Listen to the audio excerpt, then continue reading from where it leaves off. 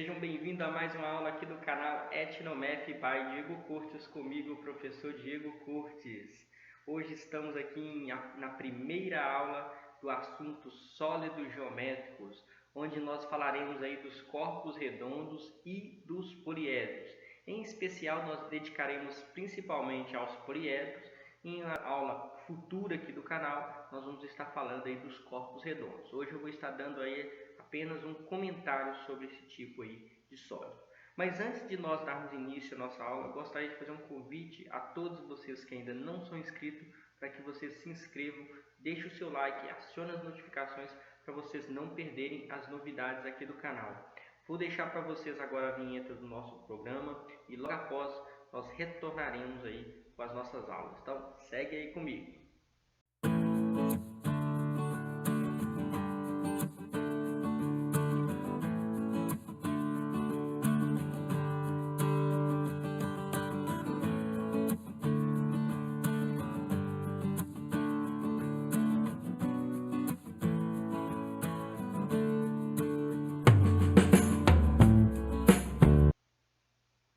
Estamos aí de volta na nossa aula de hoje. Vocês já estão visualizando na tela os temas que nós iremos tratar ao longo da nossa aula de hoje. Que o tema de hoje nós iremos falar é o tema de sólidos geométricos e, em especial, falaremos de corpos redondos. Eu vou dar apenas um comentário sobre corpos redondos. Falarei também dos poliedros, onde eu darei a definição do que é um poliedro. Nós falaremos dos elementos principais e também da nomenclatura dos poliedros. Falarei do que é um poliedro convexo e também nós trataremos do assunto da relação de Euler, que é uma expressão aí muito importante aí envolvendo os elementos de um poliedro. Então, vamos aí para a nossa aula de hoje. Sólidos geométricos. Pessoal, sólidos geométricos são figuras tridimensionais, ou seja, que possuem três dimensões, que são comprimento, largura e altura, tá? Então, toda figura geométrica que possui aí um comprimento, uma largura e uma altura, a gente pode caracterizar essa figura como um sólido geométrico, tá? Exemplos de sólidos geométricos são as esferas, que são essas bolas, vamos dizer assim, que são as esferas, os cubos e as pirâmides, Estes são alguns exemplos. Então a gente tem esfera, tem o cubo, tem a pirâmide, Mas além desses a gente tem também o paralelepípedo, o cilindro, essa outra figura aqui que é o prisma. Todas essas figuras nós estudaremos em aulas futuras aqui do canal, tá? No entanto, pessoal, todos os sólidos geométricos eles podem ser classificados em dois tipos. Eles podem ser classificados como corpos redondos ou poliedros, tá? O que são corpos redondos? Corpos redondos são, no caso aí, sólidos geométricos que têm ao menos, olha assim, ao menos uma superfície curva, tá? Se o sólido tiver ao menos uma superfície curva, a gente vai chamar ele de corpo redondo, tá? Exemplo aqui de corpo redondo são as esferas, os cilindros e os cones, tá? Eles são aqui corpos redondos, por quê? Porque eles têm em sua superfície,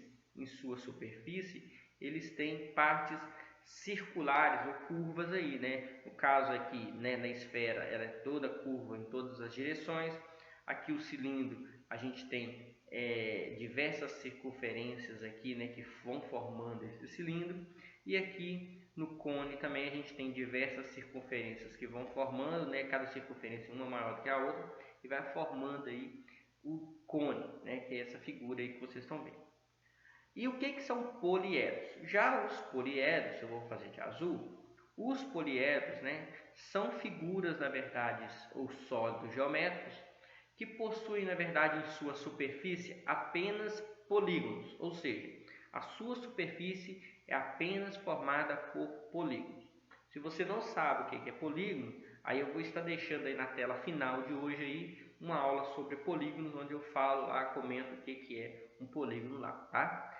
Então, a gente tem exemplos aí de poliedros. A gente tem a pirâmide, né? A gente tem essa outra figura aqui, né? Que na verdade é um dodecaedro. A gente tem essa outra figura aqui que é um icosaedro e essa outra figura aqui que é um tetraedro, que são figuras aí que a gente vai ver ao longo das nossas aulas aqui do canal, tá? Então vamos para alguns elementos aí relacionados aos poliedros, que são aí as principais figuras que nós vamos estudar nesta aula de hoje, tá? Poliedros. Poliedros ou superfícies poliédricas são sólidos, né, sólidos geométricos, cujo as superfícies são formadas apenas por polígonos. Foi o que eu acabei de falar com vocês. Toda vez que a superfície, né, poliedros forem polígonos, a gente vai chamar este sólido de poliedro, tá? Quais são os elementos principais de um poliedro? Os elementos principais dos poliedros são as faces, né? O que são faces, pessoal? As faces são os polígonos que compõem a superfície. No caso aqui em especial, as faces aqui, ó, dessa figura, né, que eu trouxe para vocês aqui, essa figura tem um nome, o nome dela é octaedro, tá? As faces dessa figura são cada um desses triângulos que vocês estão vendo aí, né, em volta desta superfície aí ou em volta deste poliedro, tá? Então, as faces são os polígonos que compõem as superfícies, tá? A gente também vai ter aí outro elemento principal do poliedro, que são as arestas. O que são arestas? Arestas são segmentos de retas que unem duas faces adjacentes, ou seja, duas faces vizinhas aí. Exemplo aqui de arestas são esses segmentos aqui, ó, que estão unindo duas faces, né? Então aqui, ó, esse segmento de verde está unindo esta face de baixo com essa outra face de cima, né? Que está de frente aqui de cima, né? Ou a gente tem essa outra aresta aqui também, ó, essa outra aresta que está unindo essa face que está aqui, né, em amarelo, essa outra face em uma aqui que eu tinha colocado para vocês. Ou seja, a gente tem esse segmento verde que está unindo aqui essa face 1 e a face 2, tá? Então esse segmento verde é o que a gente vai chamar de arestas. E além disso, a gente tem os vértices, tá? Os vértices, pessoal, são o encontro, ó, os vértices são o encontro das extremidades das arestas, tá? Então a gente tem várias arestas aqui se encontrando, elas sempre se encontram aqui nesses pontos, né?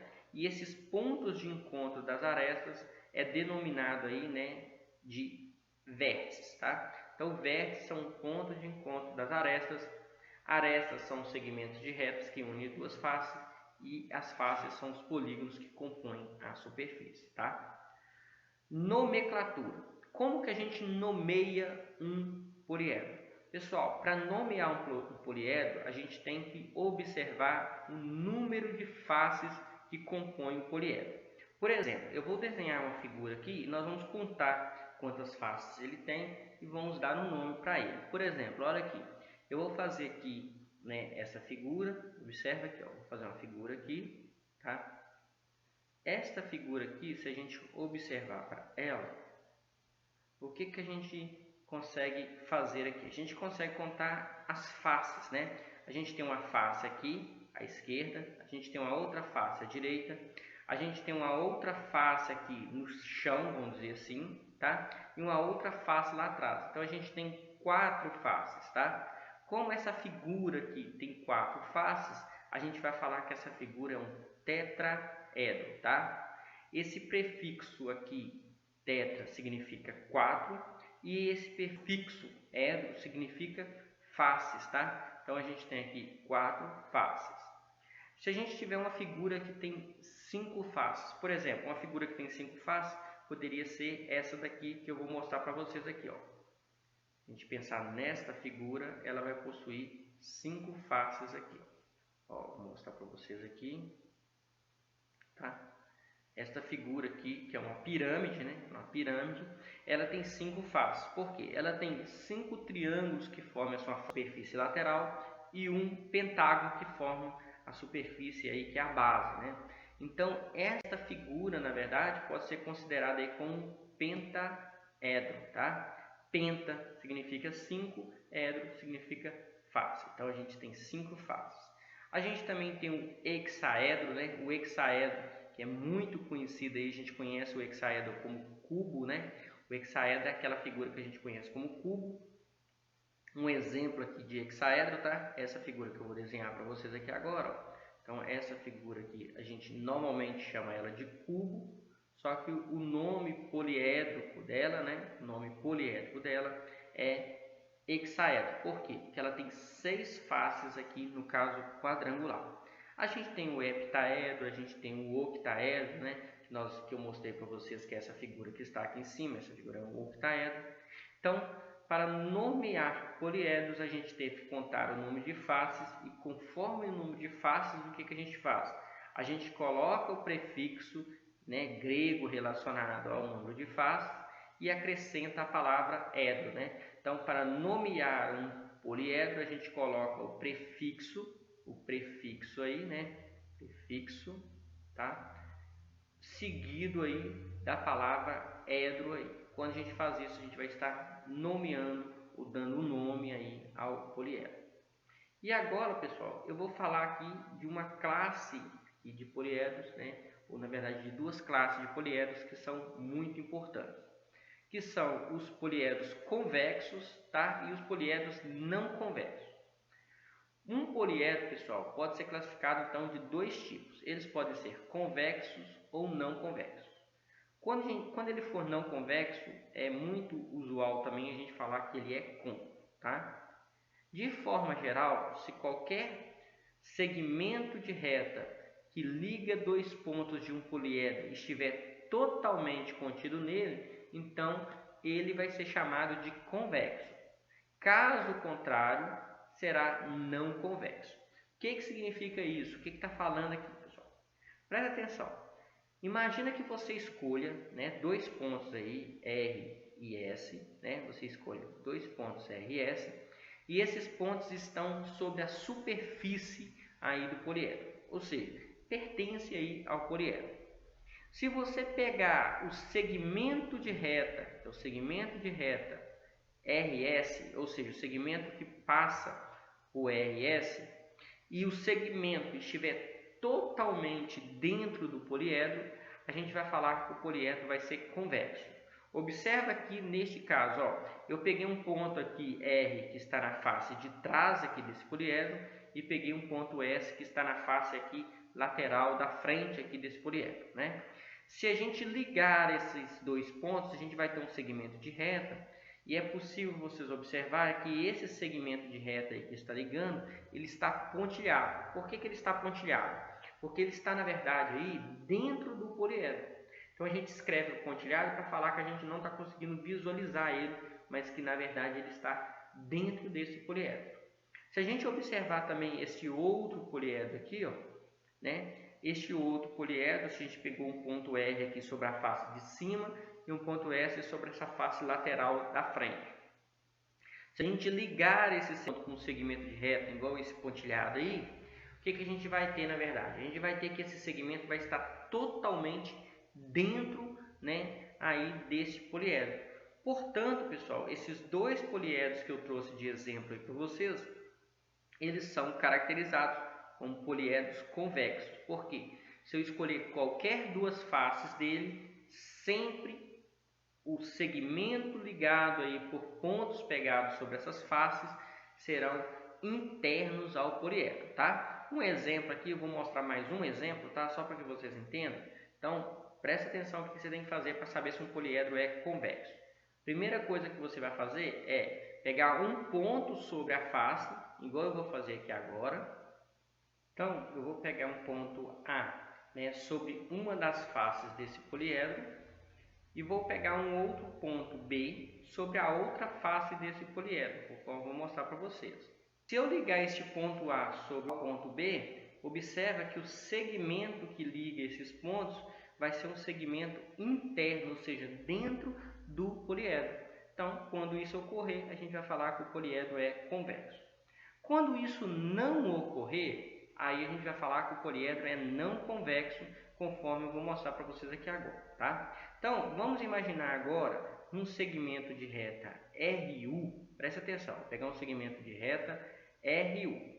Se eu pegar um segmento de reta RU, que esse segmento começa aqui no R e ligar até o U, observe o seguinte, esse segmento ele vai ter partes dele que vai ser interna ao poliedro e vai ter partes que não será interna ao poliedro. Por exemplo, se a gente olhar aqui, ó, este pontilhado aqui, ó, que está de azul, que liga R até S, a gente vai ver que este segmento ele está dentro do poliedro. Se a gente pensar também no segmento que liga T até U, ele também vai estar dentro aí do poliedro. No entanto, se a gente olhar para esse segmento vermelho que está ligando o S ao T, segmento que liga S ao T, a gente vai ver que esse segmento não está dentro do poliedro. Como esse segmento não está dentro do poliedro, a gente vai falar que o poliedro é não convexo, tá? Toda vez que você pegar um segmento e acontecer isso, a gente vai falar que o poliedro é não convexo. Um outro exemplo é este caso aqui, ó, se a gente pensar no segmento R até U, novamente, né? A gente vai ter aqui do T ao U um segmento que vai estar dentro do poliedro, observa, ó, o segmento TU está dentro do poliedro, o segmento RS também está dentro. No entanto, o segmento ST, esse segmento aqui, ele não está aí dentro do poliedro, está do lado de fora do poliedro. Como ele está do lado de fora do poliedro, então ele também será não convexo, tá? Então, este é o teste básico para você identificar os poliedros convexos e não convexos. Em particular, os poliedros que nós vamos estudar aqui do nosso canal serão os poliedros convexos. E sobre os poliedros convexos, eu vou trazer agora uma expressão muito importante envolvendo este tipo de poliedro. Então, segue aí comigo. Eu vou falar agora, pessoal, da relação de Euler, tá? A gente lê assim, Euler, né? Mas, na verdade, a gente lê aí, né? Lê-se, né? Como Euler, tá? Então, a gente escreve aí como Euler, mas a gente lê aí como Euler. Euler, pessoal, foi um matemático, tá? Alemão aí, muito importante dentro da matemática. Eu sou fã deste matemático aí, por quê? Porque ele reza a história, né, que ele produziu muita matemática e a maioria da matemática que ele produziu durante a sua vida, ele estava cego, na verdade, tá? Ele tinha perdido sua visão devido a ficar várias horas, né, estudando a luz das lamparinas. Então ele deu catarata nos olhos, perdeu a sua visão e após ter perdido a visão, ele contribuiu muito mais com a matemática do que antes, quando ele enxergava, tá? E a relação de Euler, o que significa na verdade? Pessoal, a relação de Euler é uma expressão matemática, tá? Que associa os vértices, que a gente vai chamar de V, as faces, que a gente vai chamar de F, e as arestas, que nós vamos chamar de A, de um poliedro qualquer, tá? E esta relação de Euler, pessoal, ela serve para todo poliedro convexo, tá? Se você tiver um poliedro convexo, ela vai servir para o poliedro convexo, tá?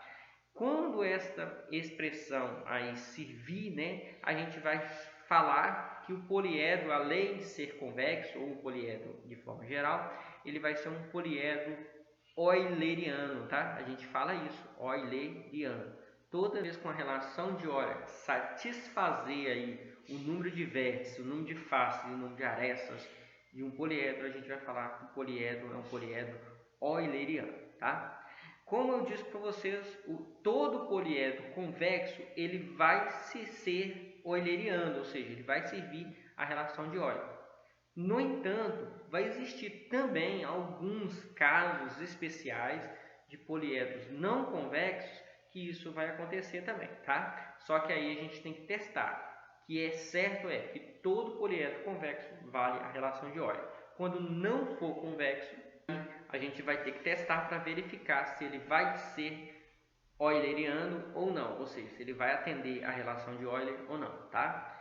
Um exemplo é a aplicação da relação de Euler aqui nesse poliedro que eu trouxe para vocês. Então, observa aqui, ó. A relação de Euler, então ele vai associar o número de vértices, de faces e de arestas aí de um poliedro. Então a primeira coisa que nós vamos fazer é contar o número de vértices, de faces, de arestas desse poliedro aí, tá? E esse poliedro tem um nome, tá? Ele é chamado de prisma hexagonal, tá? Hexagonal ou hexagonal, tem gente que lê como hexágono, né? A gente vai contar o número de vértices dele aí, tá? Então, ó, vamos contar o número de vértices. 1, 2, 3, 4, 5, 6, 7, 8, 9, 10, 11, 12. Então, a gente tem 12 vértices. Faces agora. Faces, pessoal, se vocês observarem, a gente tem 6 faces laterais, tá? 6 retângulos aí na lateral, né? A gente tem 6 faces retangulares. E a gente tem 2 faces, uma superior e uma inferior, que são aí hexágonos, né? Então, a gente tem, na verdade, 8 faces no total. 6 na lateral e 2, uma em cima e outra embaixo. E arestas, pessoal, se a gente contar, a gente tem 6 arestas em cima, 6 arestas embaixo e 6 arestas aqui, né, na vertical, aqui ligando essas 2 faces hexagonais aí desse poliedro. Então a gente tem, na verdade, 18 arestas aí neste caso, tá? Então vamos para a relação de óleo. O que a relação de óleo fala, pessoal? A relação de óleo fala que quando você pega o número de vértices e soma com o número de faces, é sempre igual ao número de arestas mais 2, tá? Então, vamos substituir, vamos ver se é verdade isso aqui neste poliedro em questão, tá? Então, ó, substituindo, o número de vértices é 12, o número de faces a gente sabe que é 8, o número de arestas a gente sabe que é 18, e a gente vai somar isto a 2 unidades aqui conforme a relação. Se a gente somar aqui do lado esquerdo dessa igualdade, a gente tem 12 mais 8, que a gente sabe que é 20. E do lado direito, a gente sabe que 18 mais 2 também é 20. Então, a gente chega na seguinte situação, que isso daqui é uma verdade, né? Ou seja, 20 é igual a 20. Então, essa igualdade é verdadeira. Como essa igualdade é verdadeira, significa que este prisma, né, que é um prisma hexagonal, ele é aí um poliedro, né, euleriano, né, ou seja, que serve aí a relação de Euler para ele, tá? Então, pessoal, a relação de Euler, ela serve para isso, tá? Todo poliedro convexo, a relação de Euler vai ser aí verdadeira, tá? Uma dica aqui para vocês guardarem a relação de Euler, tá? Os meus alunos sempre guardam isso. Eu gostei muito, né, de que a aluna minha falou assim, ó, que legal, professor, dá pra gente pensar dessa forma aqui, tá? O que ela fala aqui, tá? Ela fala sempre assim, você vai pensar da seguinte, ó, verdadeiro mais falso é igual a acerto mais 2, tá? Então, olha como você decora aqui essa relação de Euler. Verdadeiro mais falso é igual a acerto mais 2, né? Então, pessoal, esta é uma forma aí para vocês decorarem esta relação de Euler, que é muito importante aí na matemática. E agora, pessoal, eu vou mostrar aqui um exemplo, né, de como aplicar a relação de Euler para resolver um problema aqui muito importante aqui dos poliedros, tá? Olha o que a gente tem nesse problema aqui. A pergunta é, qual o nome do poliedro convexo? A gente sabe que é poliedro convexo, ou seja, a relação de Euler vai poder ser aplicada tranquilamente, tá? Então a pergunta, qual é o nome do poliedro que tem 30 arestas e 20 vértices? Então, pessoal, presta atenção. Para que a gente dê um nome do poliedro, a gente precisa do número de faces do poliedro. Eu falei sobre isso lá em cima com vocês. A gente conta o número de faces e devido ao número de faces, a gente consegue dar um nome do poliedro, tá? Só que a gente não sabe o número de faces. A gente conhece, na verdade, o número de arestas que esse poliedro tem e o número de vértices. Então, como que a gente faz? A gente vai usar a relação de Euler, tá? Nós vamos aplicar a relação de Euler aqui neste caso. Observe o que nós vamos fazer. A relação de Euler fala que V mais F é igual a mais 2, né? Ó, verdadeiro mais fácil é igual a acerto mais 2, né? Ou seja, vértice mais faces é igual a arestas mais 2. Então nós vamos trocar aqui o que a gente quer. O que eu quero, na verdade, é o número de faces, né? Então, vamos lá. Vértice, o que eu sei? Eu sei que esse poliedro tem 20 vértices, eu vou fazer de azul, ó, 20 vértices, tá aqui em cima, tá? Eu quero saber o número de faces, então vou deixar como F mesmo, você pode colocar como X, a preferência é você aí que escolhe, tá? Eu vou trocar agora o número de arestas, que eu sei que é 30, então vou ficar com 30 aqui, mais 2. E vou resolver esta equação que eu tenho aí. Então, eu tenho uma equação, né? Vou resolver essa equação. Como que resolve? A gente junta aí os termos semelhantes. Então, vou passar esses números do lado direito e vou deixar a letra do lado esquerdo, né? Então, eu tenho face é igual a 30 mais 2, 30 mais 2, menos 20, né? Menos 20, porque toda vez que você troca o número de lado, você tem que trocar o sinal dele, né? Então, eu tenho aqui 30 mais 2 é igual a 32. E 32 menos 20 a gente sabe que é 12. Ou seja, este poliedro em questão possui 12 faces. E como que se chama um poliedro que tem 12 faces? O poliedro que tem 12 faces, pessoal, ele é chamado de dodecaedro, tá? Ele é chamado de dodecaedro, tá? Então, está aí. É desta maneira que a gente resolve aí problemas com a relação de óleo. É óbvio que vai existir problemas que vão ser mais bem elaborados, tá? Que a gente pode estar tratando aqui em outras aulas aqui do canal, mas em particular, tá? O que vocês têm que guardar é o seguinte: se o poliedro for convexo, vai valer esta relação aí que a gente chamou de relação de Euler, né? Que o número de vértices mais o número de faces é sempre igual ao número de arestas mais 2. Praticamente é isso. Eu gostaria de agradecer muitíssimo a todos vocês que permaneceram comigo aí até agora e fazer o convite novamente. Se ainda não for inscrito, se inscreva, deixe o seu like e acione as notificações para que você não perca as novidades aqui do canal. E o canal Etnomath by Diego Curtis deseja a todos vocês bons estudos e até a próxima aula.